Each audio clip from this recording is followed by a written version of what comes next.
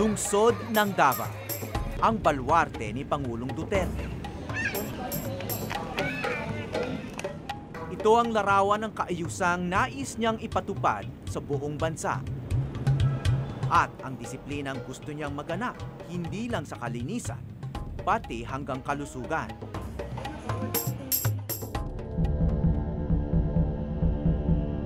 Ngunit tulad ng hamon ng Pangulo kontra droga, kinatatakutan din ng mga kalalakihan dito ang isang tugon sa problema na matagal nang pinagtatalunan.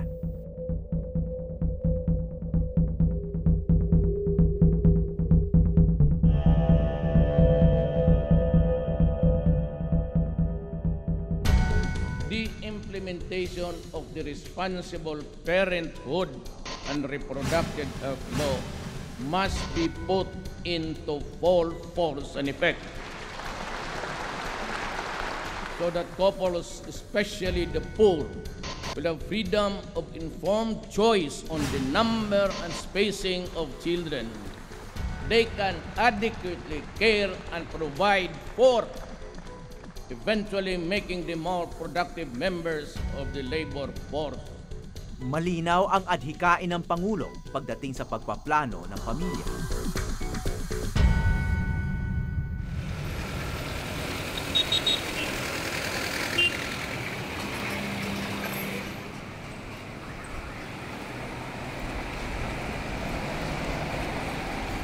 Ano kaya ang masasabi rito ng mga kababayan ni Digong sa Barangay Bukana? Ang barangay na may pinakamalaking populasyon sa buong Davao.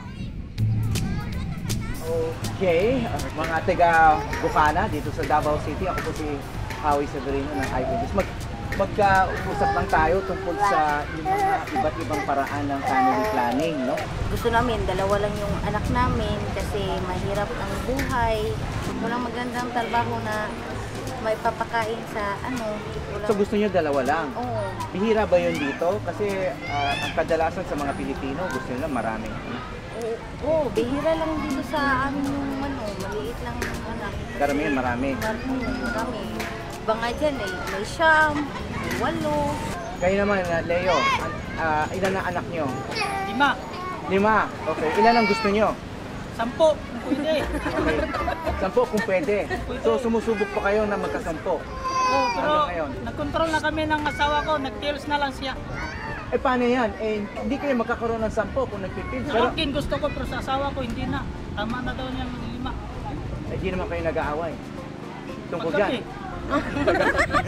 Pero sinong nasusunod? Siyempre ako, kaya ako naghanap ng buhay. Oh, pero siya nagpipil siya.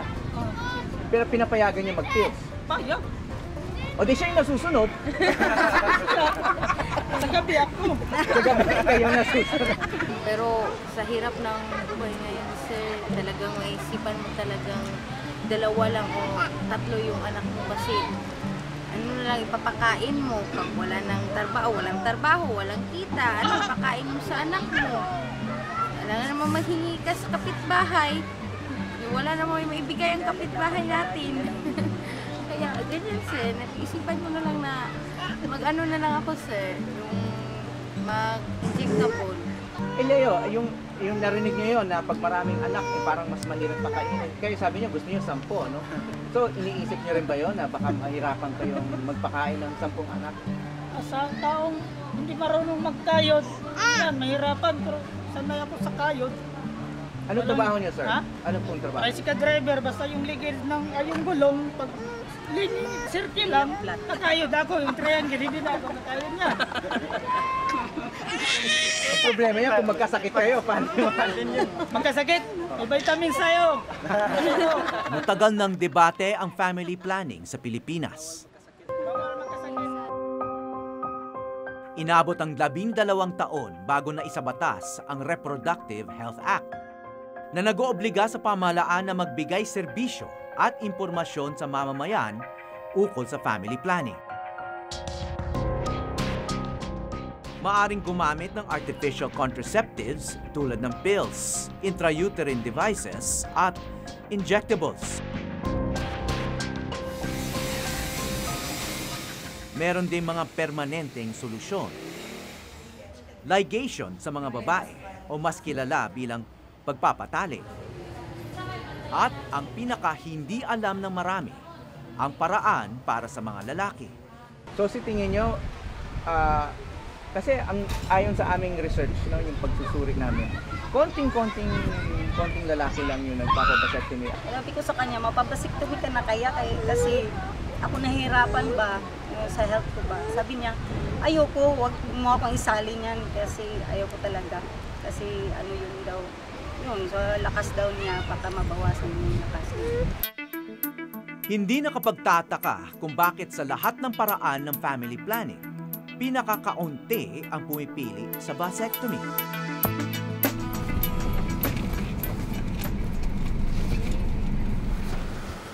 Isa sa matagal ng hamon pagdating sa family planning ang pagpapalaganap ng tamang impormasyon.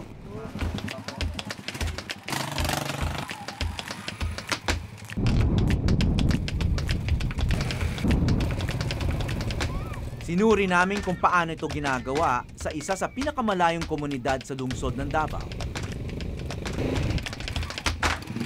Ang sitio Lumatag sa distrito ng Marilog.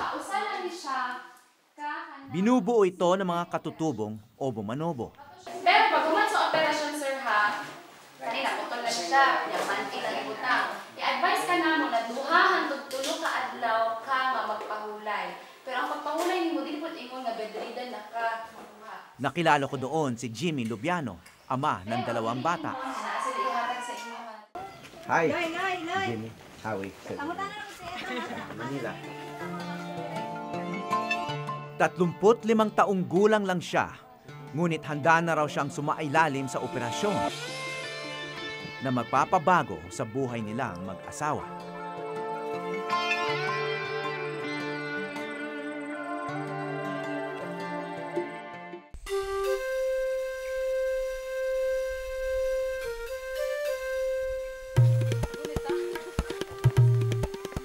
Hindi mo aakalain na nasa loob pa ito ng lungsod ng Davao, ang sitio Lumatag sa distrito ng Marilog. Ang Davao ang siyudad na may pinakamalaking lupain sa Pilipinas.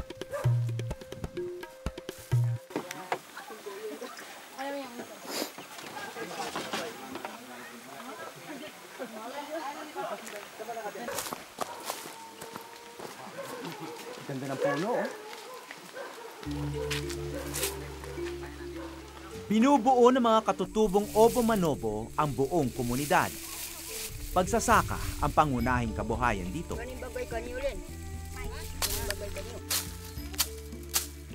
Si Jimmy Lubiano, mais ang tanim. Hitik man sa pagkaluntian ng sityo, mahirap pa rin kumita rito.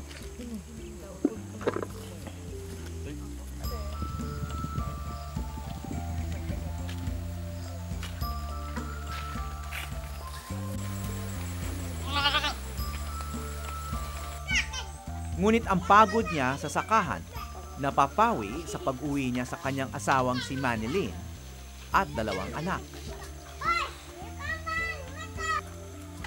Sila ang dahilan kung bakit sasailalim siya sa isang operasyon na sa tingin ng marami ay nakakabawas daw ng pagkalalaki. Sa gabi, pag hindi pa ako nakahiga, iniisip ko na yan pagkakain pa lang. Tapos hindi pa ako naghiga, uupo ako. Parang pinaplano ko na kung anong gagawin ko, anong makakabuti sa aking pamilya. Na ano ko sa isip ko na kailangan mag-control ako ng anak. Hindi ako magpadami. Kasi nakikita ko sa manugang ko, marami sila, magkapatid ng asawa ko. Kita ko nahirapan sa pagkain, pagpaaral, pangdamit. Kaya nakapag-desisyon ako na pabasiktomy. Paano mo natuklasan, paano mo natutunan yung ganung pag-iisip? Sa akin, walang nagturo sa akin yan. Sarili kong desisyon. Hindi naman ako nag-isip ng iba na nakikita ko sa kanila. Kadalasan nga sa pagdesisyon ko na magpabasiktomi, sa lahat ng taong nakakaalam, pagsabihan pa ako, andito na yung kapon. Hindi pa nga nangyari. So hindi ka ba nadadala doon? Hindi ba humihina yung loob mo? Hindi naman. Hindi naman para sa kanila yung gagawin ko. Para naman sa pamilya ko. Kung ano makakabuti.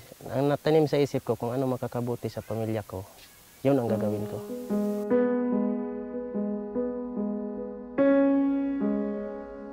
Maraming maling paniniwala sa vasectomy. Ang totoo, isa itong operasyon na magpapahinto sa pagsama ng similya o sperm sa semen o tamod na lumalabas sa pagtatalik. Ano po ang vasectomy base dito sa inyong illustration ng anatomy ng lalaki? This is the testicle. No? Testicle. Ito yung testicle natin. Dito ginagawa yung sperm. Yan yung similya. Okay? Yung sperm. Pag mature ng sperm, dadaan dito sa tube na ito. Ito yung tinatawag natin na vas deferens. Itong dalawang tube. Tapos ngayon, yung sperm na ginagawa dito, magmamigrate yan papuntang seminal vesicle. Okay? So, pag magtalik yung mag-asawa or yung babae at lalaki, lalabas na semen o yung tamod, may kasamang sperm. Okay. Tapos ngayon, anong ginagawa sa no scalpel vasectomy? Etong scrotum, etong skin ng ating bayag. Meron tayong slit dyan na mga 1 cm lang na wood. Okay? And then, we will be looking for this 2 tube. Itong dalawang tubo na ito, yung vas deferens. And then, pag malocate na siya, tinatalian, and then, kinakat namin. Both sides, left and right yan. Okay? So, yung mga sperm na galing dito sa testicles, hindi na sila makakaabot dito sa seminal vesicle. So ngayon, kung magtalik yung mag-asawa, yung lalabas is purely semen na lang. Wala na siyang sperm or wala na siyang similya. So wala kayong ginagawa Wala kaming ginagawa sa lobe. Wala kaming ginagawa sa ito. Yun lang, yung tubo na yun. Yung dalawang tubo na yun. Just to prevent the sperm from migrating from the testicle to the seminal vesicle. Ano po ang nangyayari sa sperm kung putol na yan? Gagawa pa rin ba ng sperm? Yes, continuous yan ginagawa. So anong mangyayari doon? Ina-absorb na lang din yan ng katawan. Pero unya, kaya ako among kuanan ha, ako kang i-orient. Nalaman ng mag-asawang Jimmy at Manilyn ang tungkol sa vasectomy sa tulong ng mga population officer ng Davao tulad ni Lizelle Sepe.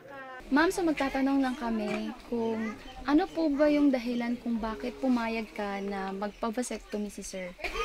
Gusto ra yun ako, nga duha ra yun akong anak. Kay maura yun na nga mong nasabutan. Okay. Gusto na daw po na dalawa lang po yung anak nila kasi yun yung napag-usapan nila. Na yun lang yung gusto nilang bilang ng anak. So, other than that, may ano pa po ba? May dagdag pa po ba kayo? Wala na. So, payag kayo na si sir magpa-vasectomy na bukas. So, gusto niyo bang sumama doon sa sa operation or hindi na? Pwede naman siguro balay. Hindi na Okay. maban. So, pwede daw na hindi na lang siya sumama. So, yung Nais pa sana ng isang anak ni Jimmy. Lalaki sana yung hiling ko sa kanya. Pero sabi niya, hindi na niya daw kaya kasi yung pagpapanganak daw masakit. Naawa rin naman ako sa kanya. Naisipan kong tama na yung dalawa. Tamang-tama, pag marami kasi anak mo, nahati yung atensyon mo. Noong una, inisip ng mag-asawa na ligation o pagpapatali ng babae ang gawin nilang solusyon. Mas komplikadong operasyon ng ligation kaysa vasectomy. Kadalasan lang kasi sa lalaki, puro asawa yung natuturo sa family planning. Na sa akin, hindi ko naman inisip na puro na lang asawa. Gusto ko ako ang magpa-family planning. Duhahan tugtulo ka. Ayon kay Lizelle, nangyayari rin daw na biglang uurong si Mister kahit nagpalista na sa operasyon. Pagkatapos ng lahat na to, yung buong proseso at pumayag na at pumunta na doon sa lungsod para magpa-vasectomize, may mga umaayaw pa rin. Meron po. Normal din kasi din yan ng mga ng mga reactions ng mga kliyente natin. Pero hindi natin sila pinipilit kung ayaw na nila talaga. Kahit on the day of the operation, pwede pa rin silang umatras. At bakit daw? Ano kadalasan ang dahilan? Kadalasan, yung napag-alaman ko, yung mga brainwash eh. Brainwash? Oo, sa community, kunwari, sa community nila. May nagbe-brainwash sa kanila na, wag kang magpaano, ganyan-ganyan. Desidido na nga kaya si Jimmy sa gagawin niya.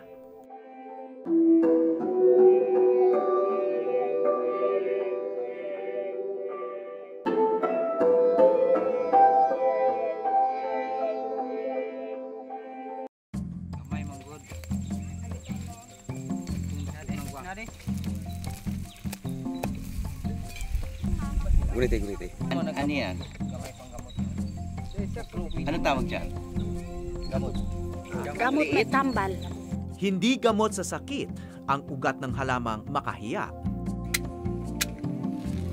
Pangontra raw sa pagbubuntis ng mga obo-manobo sa Sitio Lumatang. Bilin, paniniruma. Ipat baso. Maluto pa mamoy. Isang baso lang daw nito pagkatapos ng regla ng babae ang kailangang inumin. Subok na yan ng iba. Subok na. Kapatid niya.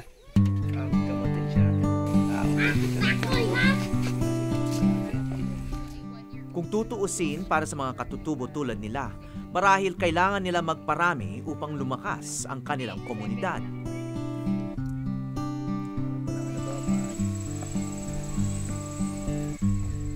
Ngunit napag-alaman ko na mismong ang kanilang pinuno ay naging halimbawa ng makabagong pananaw.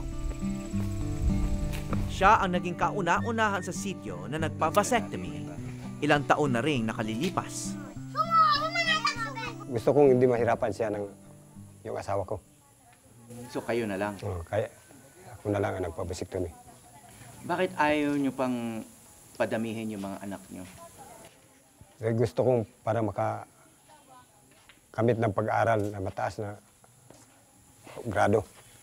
7 na ang anak ni Dato Loreto bago siya nagpa-vasectomy. Anong epekto sa inyo? Nawalan ba kayo ng libog? O... Wala.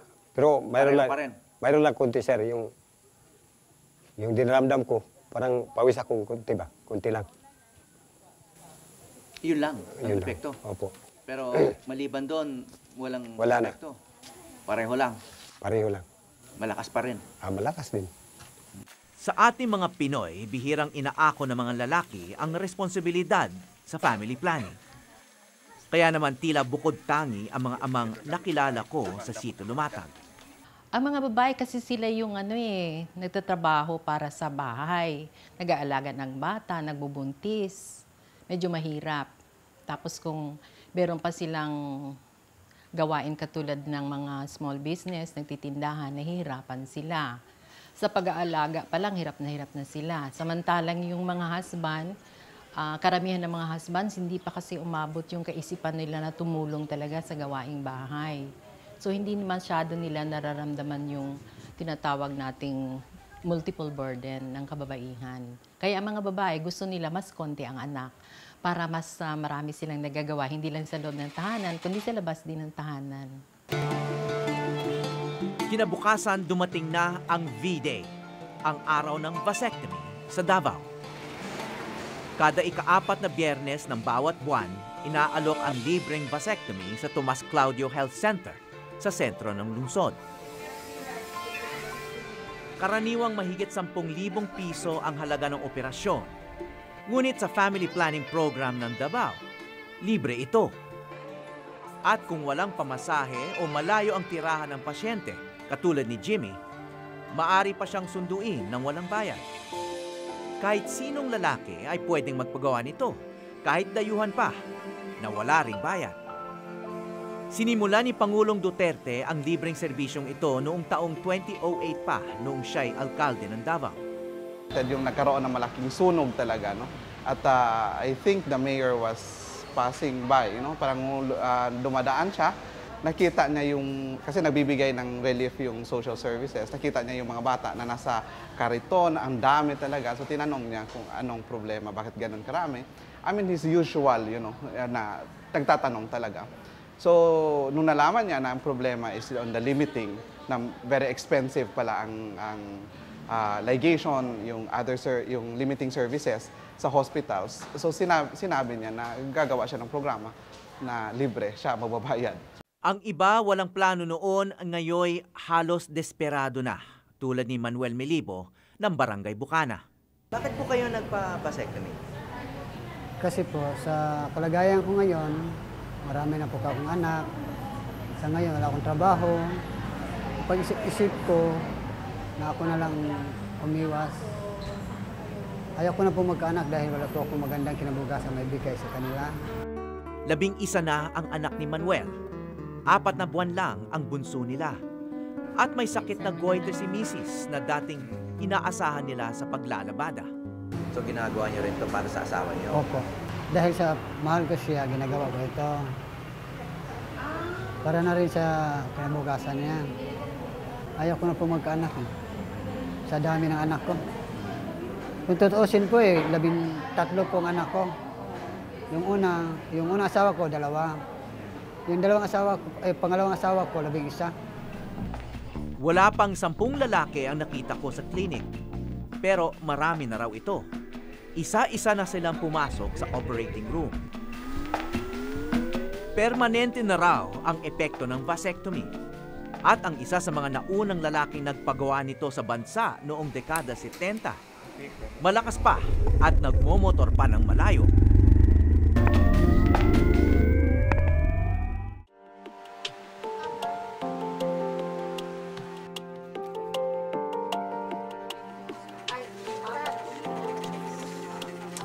Mga babae ang inaasahan ng lipunan na maging responsable pagdating sa family planning. Ngunit kahit gustuhin man ng babae na huwag na mag-anak, hindi niya ito basta magawa. Ang lalaki, kung gusto niya magpa-vasectomy, pwede niyang gawin kahit walang pirma ni Mrs. Ngunit si Mrs. hindi pwede magpa-ligate nang walang pirma ni Mr. Yan ang naging karanasan ni Carmelita Resurreccion, ang health coordinator ng Barangay Bukana sa Davao City. Bakit kailangan ng pirma ng asawa? Kasi nga po, baka po may iba kasing lalaki na ayaw pumayag na mag-family planning.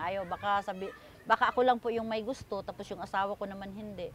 Sa akin naman, katuwiran ko naman po, gaya namin, Katoliko po kami. Bawal po yun sa simbahan namin, tuutos po ng simbahan. Ang rason ko po naman, hindi naman po yung simbahan magpapakain sa mga anak ko, di ba po sir? Aasa ko pa ba yung kinabukasan ng mga anak ko? So, sa iba. So, kahit nga yung mga parents namin, tutol, yung iba tutol. Pero sa akin naman, hindi ko naman iaasa yung pagkain ng mga anak ko sa kanila. May mga lalaki na ang pananaw nila sa dami ng anak, hawi. May pananaw sila na yung macho image, mas maraming anak, mas macho sila. Meron pa rin ganung pananaw. Ngunit hindi naman lahat ng astig ay nais magpadami ng anak.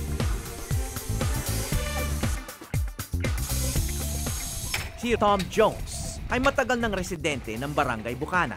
Panahon pa ni Pangulong Marcos noong nagpa-opera siya. Hudyat ng programa sa pagpigil sa paglobo ng populasyon noon. 2 lang ang naging anak nila mag-asawa. Isa daw kayo sa una dito sa inyong komunidad o ikayong pinakauna? 1975 ako na vasectomy. Ang vasectomy daw nakakabawas ng uwag, yung sinasabing uwag? Hindi naman. Ganun pa rin ang ko, pero hindi na ako nakapagpabuntis ng babae. Pero wala kayong naramdaman na mas humina o nabawasan yung inyong tinatawag na sex drive? Wala naman. Pareho pa rin? Pareho pa rin.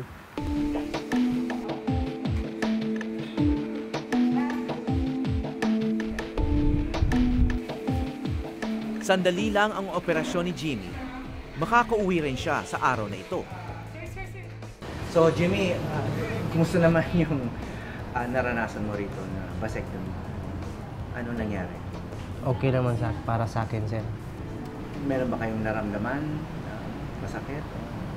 Di, natural yon sa pag hiniwa yung tao. Meron talaga, pero hindi naman ganong masyadong masakit. So halimbawa, pag uwi mo sa inyo, pwedeng yung mga normal mong ginagawa, pwede kang magsaka, magtanim, ganon.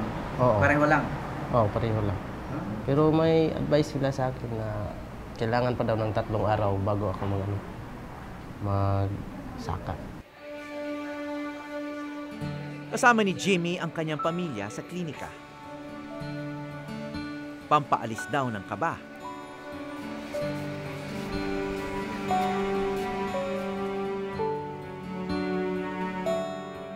Ang maselang operasyon para raw sa mga anak niya upang lalo niyang matutukan at mapag-aral. At para rin daw sa kanyang misis na nais nang tumigil sa 2 anak. Ramdam ko na talagang mahal na mahal mo siya.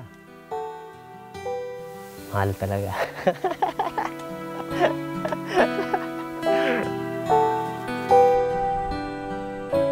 Mula sa Sitio Lumatag sa lungsod ng Davao, ako si Howie Severino at ito ang Eyewitness.